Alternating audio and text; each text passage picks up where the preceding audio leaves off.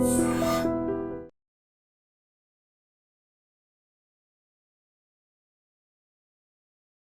Gold trusted gold buyers మీరు తాకట్టు పెట్టిన బంగారాన్ని విడిపించి ఈ రోజు ఉన్న మార్కెట్ ధరకు కొనబడను. ఎల్బీ నగర్ పోలీస్ స్టేషన్ దగ్గర ఉద్రిక్త పరిస్థితి అయితే కొనసాగుతుంది. కుటుంబ సభ్యులందరూ కూడా కూర్చొని ఆందోళన చేశారు. ఇప్పుడే లోపల నుంచి పోలీసు ఉన్నతాధికారులు చర్చలకు పిలిచినట్టుగా తెలుస్తోంది. మీరు మీ అనుమానాలు ఏమున్నాయి, తర్వాత పోలీసులు ఇక అంటే డిపార్ట్మెంట్ మీకు ఏం చేస్తుంది, ఇవన్నీ కూడా మాట్లాడటానికి వాళ్ళ తల్లిదండ్రుల్ని అలాగే బంజారా సేవాదళ్ వాళ్ళని కూడా లోపలికి పిలిచి మాట్లాడుతున్నటువంటి పరిస్థితి ఉంది. ప్రస్తుతం నా దగ్గర సాయి కుమార్ ఫ్రెండ్ ఉన్నాడు, ఎప్పటి నుంచో పరిచయం సాయి కుమారు. మరి ఏంటి అతని డ్యూటీలో ఏమైనా ఇబ్బందులు ఏమైనా ఉన్నాయా, అతనికి బాగా తెలుసు, అప్పుడప్పుడు కాల్ చేసి కూడా మాట్లాడుకుంటూ ఉంటారు. కాబట్టి బ్రదర్ మీ పేరు? నా పేరు తరుణ్ నాయక్ అన్న. ఓకే. అయితే విషయం ఏంటంటే సాయి కుమార్ మన బ్రదర్ అవుతాడు, తెలిసిన ఫ్రెండ్ అవుతాడు మనకు. సాయి కుమార్ ఇక్కడ పోస్టింగ్ తీసుకొని 2024 బ్యాచ్ జరిగింది. అయితే మ్యాటర్ ఏంటంటే లాస్ట్ 3 months నుంచి ఆయన అప్లికేషన్ పెట్టుకుంటుండు. ఇక్కడ సిఐ ప్రెషర్ ఉంది, రైటర్ ప్రెషర్ ఉంది, ఎస్ఐ ప్రెషర్ ఉంది, ఏసీపీ ప్రెషర్ ఉంది, నాకు వేరే దగ్గర ట్రాన్స్ఫర్ చేయండి, నేను ఇక్కడ డ్యూటీ చేయలేదని చెప్పేసి అప్లికేషన్ పెడతా ఉన్నాడు. అప్పటికి ఏసీపీ గారు ఆయనకు ట్రాన్స్ఫర్ చేయట్లేదు, చేయనీయకుండా ఇక్కడనే అడ్డుపడతా ఉన్నాడు, వర్క్ ప్రెషర్ పెడుతుండు. లాస్ట్ ఒక వారం నుండి కూడా ఏం చేస్తుండే, సార్ నాకు 2 days లీవ్ కావాలి, మా ఊర్లో ఫెస్టివల్ ఉంది, నాకు 1 day లీవ్ కావాలని చెప్తే కొడక నువ్వు లీవ్ అడుగుతా అని చెప్పేసి ఏమన్నారంటే 8 hours ఉన్న డ్యూటీని కాస్త 12 గంటలు డ్యూటీ చేసినట్టు ఆయనకు 12 గంటలు డ్యూటీ చేశారు. సరే 12 గంటలు డ్యూటీ చేసినా కానీ ఆయన పని చేసుకుంటూ పోతూనే ఉన్నాడు. సరే ఇప్పుడు ఎర్లీ మార్నింగ్ 2:30కి అట్లా 2:30కి 3 o'clock ఫోన్ చేసి మీ అబ్బాయి చనిపోయిండు, ఇట్లా హ్యాంగ్ చేసుకుంటని చెప్పేసి అంటే పోలీసు వాళ్ళు చెప్పారంట మా వాళ్ళకు. అయితే సరే రోడ్డు పైన కుక్క చనిపోతేనే మనం ఫోటోలు వీడియోలు అన్నీ తీసుకొని పోస్ట్ మార్టం తరలిస్తాము. అలాంటిది ఒక డిపార్ట్మెంట్ ఉన్న వ్యక్తి కానిస్టేబుల్ చనిపోతే ఒక CC ఫుటేజ్ కానీ, ఒక ఫోటో కానీ, వీడియో ఒక ఎవిడెన్స్ ఉండదా అన్న? ఇంకొకటి, ఒక నిజంగా ఆయన సెల్ఫ్ సూసైడ్ చేసుకున్నాను అనుకోండి, ఆయనకు బాడీ మీద బ్లడ్ మార్క్స్ ఉన్నాయి, కొన్ని దెబ్బలు కూడా ఉన్నాయని మా వాళ్ళు చెప్తా ఉన్నారు. ఆ బాడీ మీద చూపించాలి కదా మాకు, ఒక్కొక్క ఇద్దరు చూపించారంట, మిగతా వాళ్ళకి ఎవరు చూపించాలి. మరి ఎక్కడ దెబ్బలు రక్తం ఎక్కడ? బాడీ మీద, బ్లడ్ మీద ఒకటి, ఫేస్ మీద ఒకటి, కాల్ కింద ఒకటి దెబ్బలు తగిలిన బ్లడ్ అనేది ఉందంట. మరి ఆయన నిజంగా ఆయన సెల్ఫ్ సూసైడ్ చేసుకుంటే మాత్రం వాళ్ళకి ఇన్ఫార్మ్ చేయాలి కదా.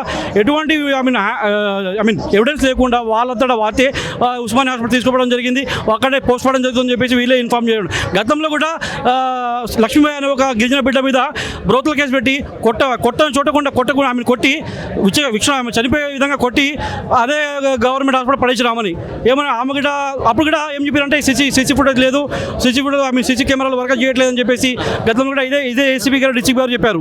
అయితే ఇది ముప్పాటికి ప్రభుత్వంలో గిరిజనుల పట్ల వివక్ష ఉందన్న. ఈ డిపార్ట్మెంట్లో కావచ్చు, ప్రభుత్వంలో కావచ్చు, గిరిజనుల పైన చాలా వివక్ష ఉంది. ఎవరైతే ఏసీపీ డీసీపీలు ఉన్నారో వాళ్ళ పైన చట్టపరంగా యాక్షన్ తీసుకోవాలి గవర్నమెంట్ డిమాండ్ చేస్తూ ఉన్నాం మేము. మీకు ఎప్పుడు ఫోన్ చేశాడు సాయి కుమార్? లాస్ట్ ఎప్పుడు మీరు మాట్లాడుకుంది? అంటే ఫోన్ ఏం చేయలేదు, రీసెంట్గా ఒక 2 months బ్యాక్ వాళ్ళ ఊళ్ళో కలిసాము. మా బావ ఊరే వాళ్ళది, మా ఫ్రెండ్ అయితే తెలిసినాడు, అప్పుడు కలిసాము తప్ప వర్క్ ప్రెషర్ ఉంది చాలా. ఏసీపీ గారు అసలు చాలా మొండడు బాబు, అసలు మాటినాడు, లీవ్ ఇవ్వడు, వర్క్ టైం టు టైం చేస్తాడు, లంచ్ అయినా కానీ ఎడిపోయినా ఫోన్ చేస్తారు, చాలా దమ్దం చేస్తారని చెప్పేసి మాతో షేర్ చేసుకోవడం జరిగింది గతంలో. అయితే ఏసీపీ గారు డిసిపి గారు ఇప్పటి నుంచి కాదు, గతంలో చాలా 3-4 years నుంచి ఇదే టార్చర్. ఎల్బీ నగర్ కాన్స్టిట్యూన్సీలో, ఎల్బీ నగర్ పిఎస్లో ఇలాంటి చేసిన చాలా జరిగింది. ఏసీపీ గారు ఎవరి మాట వినోడు, ఏసీపీ అనే వ్యక్తి ఎవరి మాట వినోడు, కానిస్టేబుల్ నుంచి ఎస్ఐసి ఎవరి మాట వినోడు. ఆయన నువ్వేందా అని చెప్పేసి ఒక ఇష్టారాజ్యంగా మాట్లాడతామని జరుగుతుంది. నేను ఒక్కడిని చెప్పడం కాదు, చాలా మంది వాళ్ళ డిపార్ట్మెంట్లో వ్యక్తి చాలా మంది చెప్తా ఉంటారు. ఇప్పుడు చూసుకుంటే మీరు మల్రెడ్డి రంగారెడ్డి, మల్రెడ్డి రామరెడ్డి అన్నదమ్ములు వచ్చి మంత్రాలు జరుపుతా ఉన్నారు. లోపల ప్రభుత్వం పైన చెడ్డ పేరు వస్తుందని చెప్పేసి మంత్రాలు జరుపుతా ఉన్నారు. ఇది ముమ్మాటికి ప్రభుత్వం గిరిజనుల పట్ల ముమ్మాటికి ఇది ప్రభుత్వం వివక్ష తప్ప మరొకటి లేదన్న. తక్షణమే ఈ ఏసీపీ డీసీపీ మీద గవర్నమెంట్ ట్రాన్స్ఫర్కి సంబంధించి ఒక అప్లికేషన్ కూడా పెట్టుకుంటున్నాడు అని చెప్పి సమాచారం ఉంది. ఇది పోలీసులకు తెలియదా? పోలీసులకు చెప్పలేదు అతను? పోలీసులకు తెలుసు, అందరూ ఎస్ఐకి తెలుసు, సిఐకి తెలుసు, ఏసీపీ కూడా తెలుసు. ఒకసారి లెటర్ చింపేసినంట, ఏమేమి ట్రాన్స్ఫర్ ఈయన చేయాలని చెప్పేసి, ఒకవేళ మళ్ళీ ఇంకోసారి పెడితే మళ్ళీ నేను సస్పెండ్ చేస్తానని చెప్పేసి బెదిరించినట్టు ఆయన గిట. ఇలాంటి కార్యక్రమాలు చేపడతా ఉన్నారు ఈ పిహెచ్లో. గతంలో కూడా చాలా సందర్భాల్లో అయినాయి, అవి బయటికి రాకపోయి ఈయన మనస్తాపానికి గురేసి ఇప్పుడు వీళ్ళు చంపేసింది లేదు, ఆయన చనిపోయింది లేదు, ఏంది లేకుండా సెల్ఫ్ సూసైడ్ చేసుకున్నాడని చెప్పేసి ఆరోపణ చేస్తూ ఉన్నారు పోలీసు వాళ్ళే. ఇప్పుడు ప్రజల్ని కాపాడాల్సిన పోలీసు వాళ్ళే డిపార్ట్మెంట్లో ఉన్న కానిస్టేబుల్ చంపేయడం ఎంత ఇది అరాచకం చూడండి, ఇది అరాచకం. ఇది ఈ రేవంత్ రెడ్డి అంటే మీ అనుమానం ఏంటి? అతన్ని కొట్టి చంపేసి కావాలని ఊరేశారనా? ఒక విషయం ఏంటి అన్న, ఇప్పుడు మాకు ఉన్న డౌట్ ఏంటంటే పోలీసు వాళ్ళే వాళ్ళని కొట్టి చంపేసి సెల్ఫ్ సూసైడ్ చేసుకున్నారని చెప్పేసి ఒక డ్రామా క్రియేట్ చేస్తారు ఇక్కడ. అదే మా అనుమానం, మనకి వేరేది ఏం లేదు. మాకు ఒక మాట నేను చెప్తా, ఇప్పుడు క్లారిటీగా మనం ఆలోచిద్దాము. ఎప్పుడు ఏదైనా మనిషి చనిపోయినప్పుడు లేకపోతే ఏదైనా జరిగితే పోలీసుల సీసీ కెమెరాలు పనిచేయవు. వాస్తవంగా చెప్పాలంటే అబ్బాయి ఒంటి మీద గాయాలు ఉన్నాయి. నిజంగా సెల్ఫ్ సూసైడ్ చేసుకుంటే అట్లీస్ట్ చూపించాలి కదా. పోనీ ఇట్లా సూసైడ్ చేసుకున్నాడు, ఒంటి మీద గాయాలు ఎట్లుంటాయి? పోనీ గాయాలు ఉన్నాయైనా పర్లేదు. వీళ్ళు ఏం చేస్తున్నారంటే ఇప్పుడు ఆ చనిపోయేటప్పుడు ఏదైనా ఎవరి మీద అయినా పోలీసులు దౌర్జన్యం జరుగుతుంది చూడు, ఆ టైంలో పోలీసులు కెమెరాలు పనిచేయవు.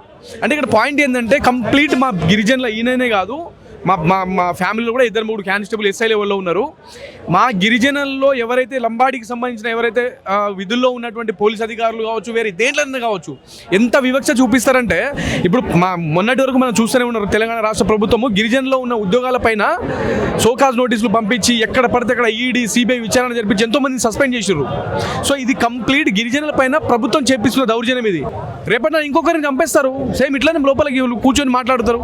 మరి దాని అట్లా మాట్లాడుకుని మీరు చేసుకొని ఇంతమంది బంజారా సంఘాల నుంచి ఎందుకు పిలవడము? ఓకే, సో అది ఇక్కడ బంజారా బిడ్డల ఆవేదన అయితే అది.